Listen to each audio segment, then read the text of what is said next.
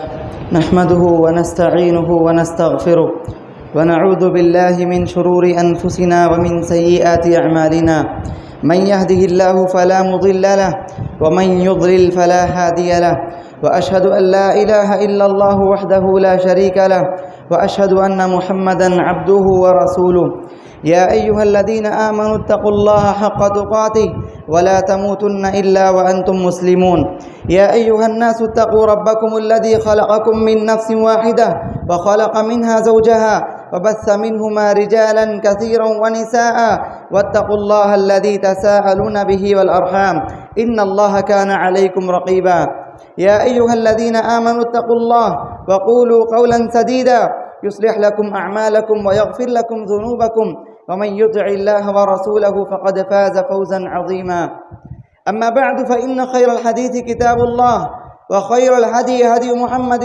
صلى الله عليه وسلم وشر الأمور محدثاتها وكل محدثة بدعة وكل بدعة ضلالة وكل ضلالة في النار فأعوذ بالله السميع العليم من الشيطان الرجيم من همزه ونفخه ونفثه بسم الله الرحمن الرحيم إنا سنلقي عليك قولا ثقيلا وقال النبي صلى الله عليه وسلم إن الله لا ينظر إلى صوركم وأجسامكم ولكن ينظر إلى قلوبكم وأعمالكم محترم حاضرین جمعہ، اللہ سبحانہ و تعالیٰ نے ہم تمام لوگوں پر سب سے بڑا احسان یہ کیا ہے کہ اللہ تبارک و تعالیٰ نے ہمیں انسان بنایا۔ اس احسان کے بعد بھی اللہ تبارک و تعالیٰ نے مزید ایک اور احسان کیا کہ اللہ نے ہمیں مسلمان بنایا۔ پھر مزید اس احسان کے بعد اللہ تبارک و تعالیٰ نے ایک اور احسان کیا کہ ہم کو دین کے طلبہ بنایا، ہم کو دین کے پڑھنے اور پڑھانے والے بنایا۔ اللہ تبارک و تعالیٰ نے ہم پر بے پناہ احسانات کیے ہیں، ہمیں انسان بنا کر کے، مسلمان بنا کر کے طالب علم بنایا۔ ہم وہ قرآن پڑھتے ہیں جو اللہ کا کلام ہے، ہم وہ حدیثیں پڑھتے ہیں جو رسول اللہ صلی اللہ علیہ وسلم کی زبان مبارک سے نکلی ہوئی ہیں۔ اللہ تبارک و تعالیٰ نے اتنے عظیم ہستیاں ہم تمام کو بنایا۔ ہم روئے زمین کے سب سے افضل مخلوق ہیں، سب سے افضل ترین لوگ ہیں، انبیاء کے وارثین ہیں۔ یہ سب باتیں ہم سنتے اور سناتے رہتے ہیں۔ اللہ تبارک و تعالیٰ نے ہمیں جس جگہ پر رکھا ہے، جس مقام پر ہم رہتے ہیں، کھاتے پیتے ہیں، پڑھتے پڑھاتے ہیں، سوتے کھیلتے ہیں، یہ بہت عظیم جگہ ہے۔ اس جگہ کی ایک عظیم حرمت ہے۔ اللہ تبارک و تعالیٰ نے ان جگہوں کی خصوصی حفاظت کی ہے۔ مدارس اسلامیہ کی حفاظت اللہ تعالیٰ کی ذمہ داری ہے۔ اللہ تبارک و تعالیٰ ان چیزوں کی حفاظت فرماتا ہے۔ جس طریقے سے اللہ تبارک و تعالیٰ قرآن کریم کی حفاظت کرتا ہے، حدیث رسول کی حفاظت کرتا ہے، اسی طریقے سے اللہ تبارک و تعالیٰ جن جگہوں پر ان دو چیزوں کو پڑھی اور پڑھائی جاتی ہے، ان جگہوں کی خصوصی حفاظت کرتا ہے اللہ تبارک و تعالیٰ۔ وہ چیزیں باقی رہتی ہیں، اور جو لوگ ان کے اندر رہتے ہیں، پڑھتے پڑھاتے ہیں، اللہ تبارک و تعالیٰ ان لوگوں کی بھی خصوصی حفاظت کرتا ہے۔ ہم آج اس مدرسے میں ہیں، پڑھ رہے ہیں، پڑھا رہے ہیں، اللہ تبارک و تعالیٰ کا عظیم احسان ہے۔ اللہ تعالیٰ نے چنا ہے ہم لوگوں کو، اللہ تعالیٰ نے انتخاب کیا ہے۔ اس دنیا کی ایک بڑی آبادی میں سے اللہ تبارک و تعالیٰ نے چند لوگوں کا انتخاب کیا ہے، جس کو اللہ تبارک و تعالیٰ اپنے شریعت سے واقف کرانا چاہتا ہے، تاکہ وہ لوگ پڑھیں، پڑھائیں، دوسروں کو ڈرائیں، دین کی دعوت دیں، علم حاصل کریں، اللہ تبارک و تعالیٰ کو جانیں، واقف ہوں اللہ تعالیٰ سے، اور دوسروں کو واقف کرائیں۔ یہ دنیا کا سب سے عظیم پیشہ ہے۔ گرچہ اس میدان میں پیسہ نہیں ہے، لیکن پیشہ عظیم ہے، پیشہ عظیم ہے لیکن پیسہ نہیں ہے۔ اللہ تبارک و تعالیٰ نے ایسا پیشہ اس کو بنایا ہے کہ اگر کوئی اس کو اپناتا ہے، اس کو دنیا میں عزت ہے، دنیا میں رتبہ ہے، آخرت میں اللہ تبارک و تعالیٰ تو دے گا ہی دے گا ہے۔ سبحان اللہ۔ قرآن کریم میں اللہ تبارک و تعالیٰ نے جگہ جگہ پر علماء کی فضیلت، طلباء کی فضیلت، طلباء کا علم، مقام اور مرتبہ اللہ تعالیٰ نے جگہ جگہ پر بیان فرمایا۔ اللہ کے رسول علیہ الصلوۃ والسلام نے بھی اس کی طرف اشارہ کیا۔ میں ان اشاروں کی طرف نہیں جانا چاہتا ہوں۔ محترم سامعین کرام، ایک طالب علم اگر مدرسے میں رہتا ہے، ایک طالب علم اگر یہاں پر آ جاتا ہے، وہ چھوٹا نہیں رہتا ہے۔ چاہے کتنا بھی چھوٹا طالب علم اس مدرسے میں داخلہ لے، اس پر ایک بہت عظیم بوجھ ہوتا ہے۔ ہر طالب علم کو اس بات کو سمجھنے کی بنیادی ضرورت ہے کہ جو بھی طالب علم، جو بھی چھوٹا بچہ مدرسے میں داخل ہوتا ہے، وہ ایک بڑا بوجھ لے کر کے یہاں آتا ہے۔ اس کے کندھوں پر اللہ تبارک و تعالیٰ ایک بہت بڑا بوجھ رکھ دیتے ہیں۔ امت کا بوجھ ہوتا ہے، دعوت اسلامیہ کا بوجھ ہوتا ہے، اس پر ایک عظیم امامت کا بوجھ ہوتا ہے، اس پر خطابت کا بوجھ ہوتا ہے۔ اللہ تبارک و تعالیٰ یہ عظیم بوجھ ہم تمام کے کندھوں پر رکھے ہیں۔ کچھ لوگ اس کو اپناتے ہیں، اٹھاتے ہیں، اور کچھ لوگ اس کو چھوڑ دیتے ہیں، طاقت نہیں رکھتے ہیں۔ اللہ تبارک و تعالیٰ موقع دیتے ہیں، اللہ تبارک و تعالیٰ مواقع فراہم کرتے ہیں، کچھ لوگوں کو چنتے ہیں، پھر وہ لوگ اس میدان سے کھسک جاتے ہیں۔ اس میدان میں آنے کے بعد ایک چھوٹی سی بھی غلطی اگر کوئی طالب علم کر بیٹھتا ہے، نتیجتاً وہ اس بڑے میدان سے ہاتھ دھو دیتا ہے، اس میدان سے محروم ہو جاتا ہے۔ اس میدان میں اللہ تبارک و تعالیٰ جس کو بھی انتخاب کرتا ہے اس کو قدم قدم پر پھونک پھونک کے قدم رکھنا چاہیے۔ ہر میدان میں ہر موقع پر اس طالب علم کو سمجھ بوجھ سے اپنے ہر کام کو انجام دینا چاہیے، کیونکہ اس میدان کی چھوٹی غلطی آدمی کو بہت بھاری پڑ سکتی ہے۔ کبھی کبھار طلباء سے ہوئی چھوٹی غلطی، اخلاقی گراوٹ، علمی کوتاہی ان کو طلب علم سے، ان کو عالم بننے سے، ان کو دین کا طالب علم بننے سے محروم کر دیتی ہے۔ پھر نتیجتاً مستقبل میں روتے ہیں۔ آج ان کو احساس نہیں ہوتا ہے۔ اگر ہم اس میدان میں پھونک پھونک کر قدم رکھتے ہیں، اس میدان میں اپنے اخلاق کو درست کرتے ہیں، اس میدان میں علمی صلاحیت پیدا کرتے ہیں، تو اللہ تبارک و تعالیٰ وہ رتبہ دیتا ہے، اللہ تعالیٰ وہ منزلت دیتا ہے، اللہ تبارک و تعالیٰ وہ مقام اور مرتبہ دیتا ہے جس کا آدمی تصور نہیں کر سکتا ہے۔ کتنے ایسے علماء ہیں، کتنے ایسے دعات ہیں، کتنے ایسے ائمہ ہیں جو غریب خاندان سے نکلے ہیں، اللہ نے ایسا رتبہ دیا، اللہ نے ایسا مقام دیا، ایسا مرتبہ دیا کہ امیر لوگ ان کے قدموں کے نیچے رہتے ہیں، ان کے قدموں تلے رہتے ہیں، ان کے فیض سے اکتساب حاصل کرتے ہیں۔ سبحان اللہ، یہ عظیم میدان ہے۔ اس میدان میں آدمی کو علم کی ضرورت ہے اور اخلاق کی ضرورت ہے۔ یہ دو ایسی چیزیں جو لازم ملزوم ہیں۔ اگر کوئی طالب علم عالم ہو، اس کے پاس دین کا بہت علم ہو، لیکن اخلاق سے بہرا ہو، اخلاق اس کے پاس نہ ہو، ایسا طالب علم کامیاب نہیں ہو سکتا ہے۔ اور اگر کوئی ایسا طالب علم ہو جس کے پاس اخلاق بہت ہیں لیکن اگر اس کے پاس علم نہیں ہے تو ایسا طالب علم بھی کامیاب نہیں ہو سکتا ہے۔ علم اور اخلاق یہ دونوں لازم ملزوم چیزیں ہیں، ایک دوسرے کو کامل بناتی ہیں۔ علم اخلاق کو کامل بناتا ہے اور اخلاق علم کو کامل بناتا ہے، یہ لازم ملزوم چیزیں ہیں۔ سوال یہ پیدا ہوتا ہے کہ اخلاق کیا ہے؟ اخلاق کیا ہے؟ ہم بہت بات کرتے ہیں اخلاق پر روزانہ سمجھاتے ہیں طلباء کو، لیکن اخلاق ہوتے کیا ہیں؟ اخلاق کہتے کس کو ہیں؟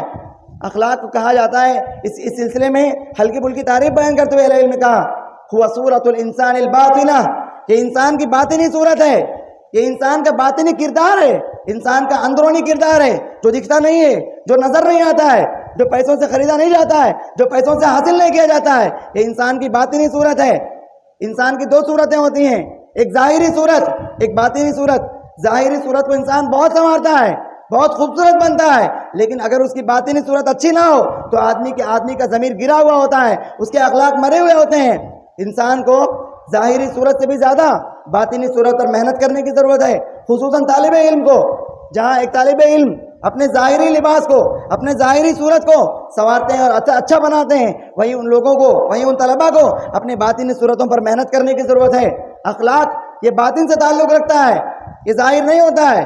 آدمی کا چہرہ نہیں بتاتا ہے کہ آدمی کتنا اچھا اخلاق والا ہے، آدمی کا ہاتھ نہیں بتاتا ہے، آدمی کا پیر نہیں بتاتا ہے، آدمی کے اندرونی صفت بتاتی ہے، آدمی کے طور طریقے بتاتے ہیں، آدمی کے رہنے سہنے کا انداز بتاتا ہے کہ اس کا اخلاق کیا ہے، یہ کتنا اچھا آدمی ہے، یہ اخلاق والا ہے کہ نہیں ہے، اس سے ملنا جلنا ہے کہ نہیں ہے، اس سے تعلقات اچھے ہو سکتے ہیں کہ نہیں ہو سکتے ہیں، یہ آدمی کا اخلاق بتاتا ہے۔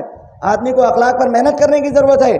ہم طلباء کو اخلاق پر توجہ دینے کی ضرورت ہے۔ اگر کوئی طالب علم کے میدان میں بہت ماہر ہے لیکن اس کے پاس اخلاق نہیں ہے تو وہ ایسے ہی طالب علم ہے جیسے کسی کے پاس ایک اونٹ ہو اور اس کے پاس نکیل نہ ہو، اس اونٹ کو پکڑنے کے لیے، اس اونٹ کو تھامنے کے لیے اس کے پاس نکیل نہیں ہے۔ ایک طالب علم بغیر اخلاق کے ایسے ہی ہے جیسے ایک اونٹ کے پاس نکیل نہیں ہے۔ ایک اونٹ کو سنبھالنے والے کے پاس، اس کو کنٹرول میں رکھنے کے لیے، اس کو سنبھالنے کے لیے اس کے پاس نکیل نہیں ہے۔ اگر ایک طالب علم کے پاس علم ہو لیکن اخلاق نہ ہو، اس کو یہ نہیں پتا ہوتا کہ کہاں بات کرنا چاہیے، کہاں اپنی زبان کو بند رکھنا چاہیے، کہاں اپنے اخلاق کو پیش کرنا چاہیے، کہاں پیش نہیں کرنا چاہیے، یہ اس طالب علم کو پتہ نہیں ہوتا ہے۔ اخلاق یہ بہت اہم چیز ہے۔ ہر میدان میں اخلاق کی بہت ضرورت ہے۔ ہر میدان میں اگر ایک ڈاکٹر ہے اس کے پاس نرمی نہیں ہے تو علاج کرانے کے لوگ اس کے پاس نہیں جاتے ہیں۔ اگر ایک وکیل ہے، اگر اس کے پاس سچ بولنے والی صفت نہیں ہے، لوگ اس سے مسائل حل نہیں کرواتے ہیں۔ اسی طرح اگر ایک طالب علم کے پاس اخلاق نہیں ہے، اس سے لوگ مستفید نہیں ہوتے ہیں، وہ خود مفید نہیں ہو سکتا ہے۔ دوسروں کے لیے نہ مفید ہو سکتا ہے نہ اس سے لوگ مستفید ہو سکتے ہیں اگر کسی کے پاس اخلاق نہیں ہے۔ اللہ کے رسول علیہ الصلوۃ والسلام کی زندگی کو دیکھیے، آپ علیہ الصلوۃ والسلام نے اپنے 23 سالہ دور نبوت میں کتنے لوگوں کو اسلام کی دعوت دی، کتنے لوگوں نے اسلام قبول کیا؟ ذرا اندازہ لگائیے کتنے لوگوں نے اللہ کے رسول کے ہاتھ پر اسلام قبول کیا؟ کیا انہوں نے اس بنیاد پر اسلام قبول کیا کہ ہم آپ علیہ الصلوۃ والسلام کے رشتہ دار ہیں؟ کیا انہوں نے اس بنیاد پر اسلام قبول کیا کہ آپ بہت مالدار ہیں؟ کیا انہوں نے اس بنیاد پر اسلام قبول کیا کہ آپ کے پاس طاقت ہے، آپ کے پاس قوت ہے، آپ نبی ہیں؟ اس بنیاد پر نہیں، وہ لوگ آپ کے اخلاق سے متاثر ہوئے۔ آپ کے اخلاق کو ان لوگوں نے دیکھا جب اللہ کے رسول علیہ الصلوۃ والسلام نے اسلام کو لوگوں کے سامنے پیش کیا، اعلان کیا کہ میں نبی ہوں، تو لوگوں نے کہا، اللہ کے رسول علیہ الصلوۃ والسلام نے ایک پہاڑی پر چڑھے ہو گئے، چڑھ کر کے کہا اللہ کے رسول نے کہ اگر میں تم کو بتاؤں کہ اس وادی کے پیچھے ایک لشکر ہے جو تم لوگوں پر حملہ کرنا چاہتا ہے تو تم مجھے سچا مانو گے؟ تو لوگوں نے کہا کہ ہم آپ کو سچا مانیں گے۔ تو اللہ کے رسول علیہ الصلوۃ والسلام نے کہا کہ میں تمہیں ایسی چیز سے ڈراتا ہوں جو قیامت کے دن آنے والی ہے، جو تمہیں نظر نہیں آتی ہے۔ جس طریقے سے تم نے میری ان باتوں پر یقین کیا، اللہ کے رسول علیہ الصلوۃ والسلام یقین کے لائق تھے، بھروسہ کے لائق تھے، اس لیے کہ آپ بااخلاق تھے۔ آپ انسان کی جو اخلاق ہے وہ دو چیزوں پر مشتمل ہوتی ہے، ایک انسان کی فطری اخلاق، ایک انسان کے کسبی اخلاق ہوتے ہیں۔ کچھ اخلاق انسان کے اندر ایسے ہوتے ہیں جو فطری طور پر اللہ تبارک و تعالیٰ پیدا کر دیتے ہیں، فطری طور پر کچھ اخلاق ہوتے ہیں۔ صحیح مسلم کی روایت ہے ابو سعید خدری رضی اللہ عنہ حدیث کے راوی یہ فرماتے ہیں کہ ان اناسن کہ کچھ لوگ اللہ کے رسول علیہ الصلوۃ والسلام کے پاس ایک وفد کی شکل میں آئے، اس وفد کا نام تھا وفد عبد القیس۔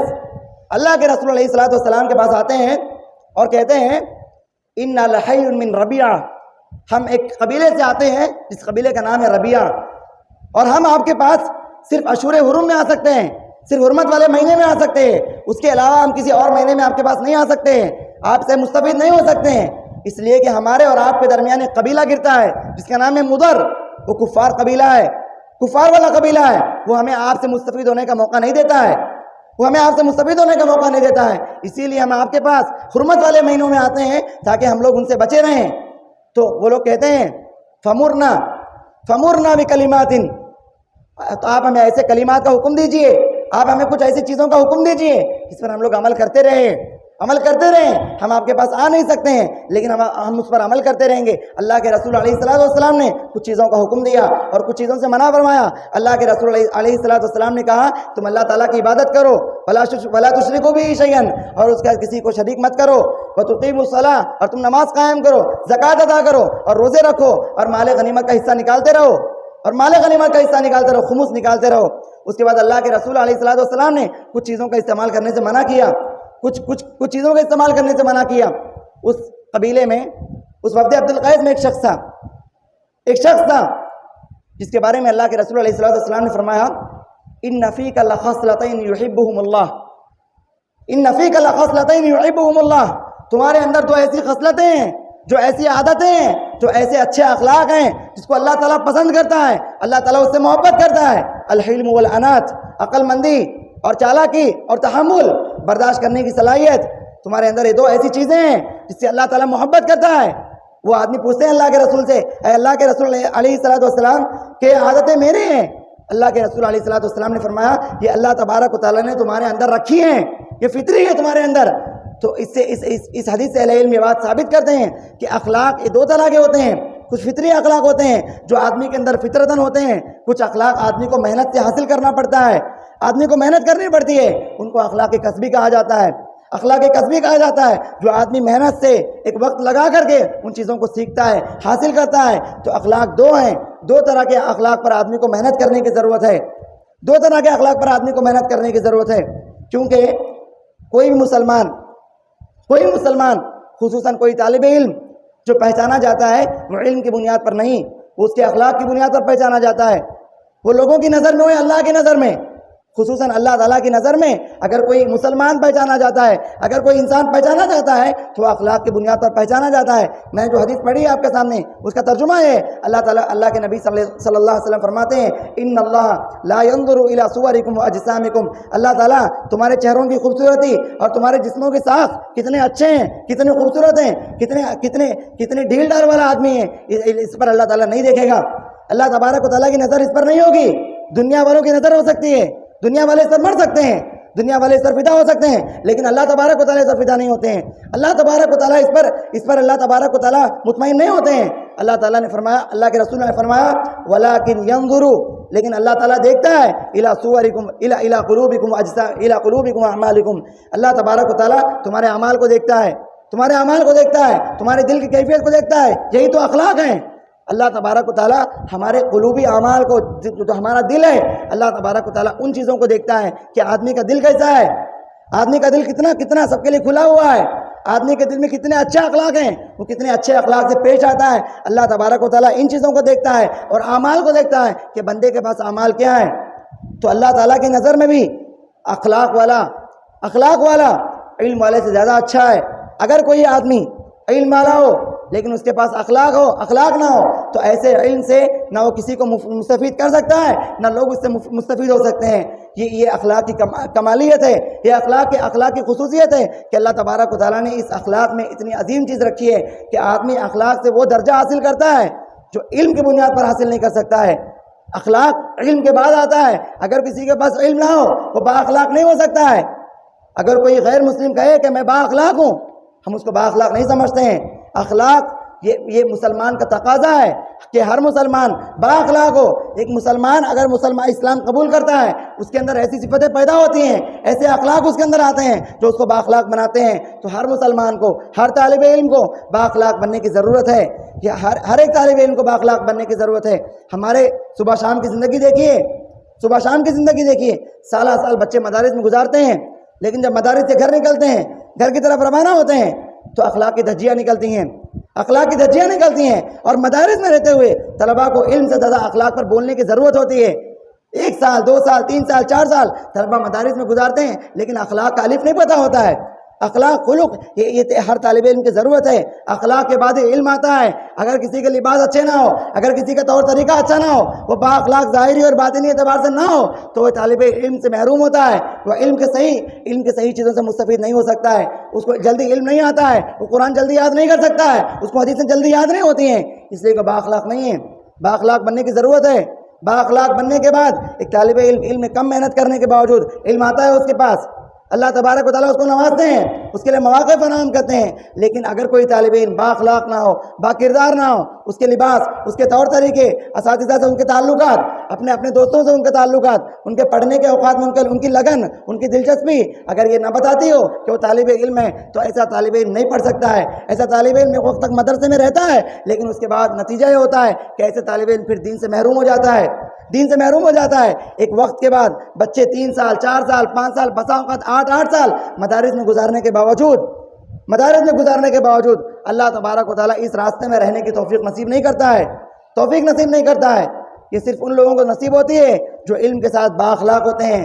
تو لہٰذا ہر طالب علم کو علم کے ساتھ با اخلاق بننے کی ضرورت ہے. ہر طالب علم کو اس بات پر کوشش کرنے کی ضرورت ہے. عطا ابن ابی رباح رحمہ اللہ, ان کے بارے میں آتا ہے, ایک غلام تھے جو کسی کی غلامی میں کام کیا کرتے تھے. کالے کلوٹے تھے, جسمانی اعتبار سے ان کی ساخت اچھی نہیں تھی, لیکن اس کے باوجود لوگ ان کا قصد کرتے تھے, لوگ ان کی طرف آیا کرتے تھے, اس بنیاد پر کہ وہ علم والے ہیں اور با اخلاق ہیں, ادب والے ہیں. اگر آدمی کے پاس ادب آ جائے تو اس کی صورتیں نہیں دیکھی جاتی ہیں, اس کی سیرتیں دیکھی جاتی ہیں. اگر کوئی علم والا ہو لیکن اخلاق والا نہ ہو, وہ کتنا بھی اچھی صورت والا ہو, کتنا بھی خوبصورت آدمی ہو, کتنا بھی مالدار ہو, لیکن اس کی سیرت سے کوئی مستفید نہیں ہوتا ہے. تو لہٰذا آدمی کو علم کے ساتھ ساتھ اخلاق پر بہت محنت کرنے کی ضرورت ہے, خصوصاً طلباء کے لیے. جو طلباء صبح شام قرآن پڑھتے ہیں, حدیثیں پڑھتے ہیں, صبح شام علم کے دائرے میں رہتے ہیں, ان طلباء کو با اخلاق بننے کی ضرورت ہے. ہر موڑ پر, چاہے وہ کلاس کے معاملات ہوں, چاہے اپنے کمروں کے معاملات ہوں, چاہے کھانے پینے کے مسائل ہوں, ہر میدان میں ایک طالب علم کو خصوصاً با اخلاق ہونا چاہیے. ہر میدان میں ایک طالب علم کو با کردار ہونا چاہیے, تب جا کر کے وہ حقیقی معنوں میں علم سے مستفید ہو سکتا ہے. قرآن جلدی یاد ہو سکتا ہے, حدیثیں سمجھ میں آتی ہیں, دین کے مشکل مسائل آسان لگتے ہیں, مشکل مادے آسان ہوتے ہیں. جب ایک طالب علم با اخلاق ہوتا ہے, اللہ تعالیٰ کے ساتھ اس کا خلق اچھا ہوتا ہے, بندوں کے ساتھ اس کا خلق اچھا ہوتا ہے, اس کے اخلاق اللہ اور اس کے بندوں کے ساتھ جب اچھا ہوتا ہے تو بندہ جو ہے حقیقی معنوں میں علم کے برکات اور اس کے فیض سے مستفید ہو سکتا ہے۔ اللہ تعالیٰ سے دعا ہے کہ اللہ تعالیٰ ہم تمام کو علم حاصل کرنے کے ساتھ ساتھ بااخلاق بننے کی توفیق عطا فرمائے۔ اے اللہ تبارک و تعالیٰ، ہم یہاں پر تیرے دین کو حاصل کرنے کے لیے آئے ہیں، اے اللہ تعالیٰ ہمیں علم سے مالا مال فرما، اے اللہ ہمیں بااخلاق بنا، اے اللہ ہمیں باکردار بنا، اے اللہ ہم جب تک مدرسے میں رہیں، جب تک تیرے دین سے مستفید ہوتے رہیں، ہمیں اخلاق پر بھی محنت کرنے کی توفیق عطا فرما۔ آمین وآخر دعوانا ان الحمد للہ رب العالمین۔